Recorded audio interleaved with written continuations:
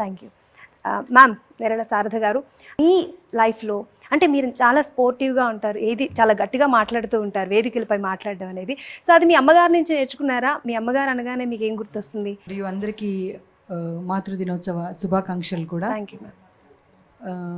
ప్రతి ఒక్కరికి అమ్మ అంటే ఒక ప్రత్యేకమైనటువంటి స్థానం. అమ్మ స్థానాన్ని ఎవరూ భర్తీ చేయలేరు. భగవంతుడు ఉన్నాడు అని మనం ఎంత నమ్ముతామో, ఆ భగవంతుడు మన కంటికి కనిపించరు కానీ అమ్మ రూపంలో కనిపిస్తారు అనేది కూడా మనం అంతే నమ్ముతాము. అమ్మ ఉంది అంటే ఏ కష్టం వచ్చినా కానీ ఆ కష్టం నుండి బయటకు తీస్తారు మా అమ్మ అనేటువంటి ఒక నమ్మకం అమ్మ. కాబట్టి అమ్మ గురించి ఎంతసేపు మాట్లాడినా, ఏది మాట్లాడినా ఇంకా చాలా తక్కువనే అవుతుంది తప్పించి, అమ్మకు మనం ఎన్ని చేసినా కానీ అమ్మ మనకు చేసిన వాటికి మాత్రం సరితూగవు. ఎప్పటికీ మనం అమ్మకు ఏది చేసినా కానీ తక్కువ అనేటువంటి విషయం కూడా మనందరికీ తెలుసు. మా అమ్మగారి దగ్గర నుండి ఏం నేర్చుకున్నాను అంటే, ఉన్న దాంట్లోనే తృప్తిగా సంతోషంగా ఎలా ఉండాలి.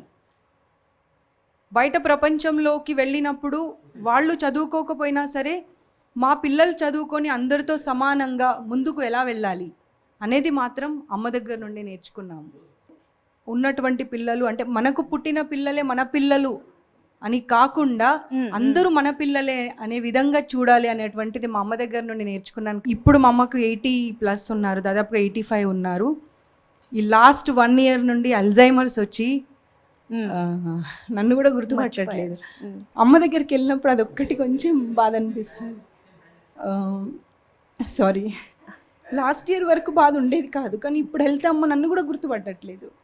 అది చాలా బాగా ఉంటుంది. ఓకే మేడం, చాలా ఇన్స్పిరేషన్గా మాట్లాడారు. పద్మజారెడ్డి గారు,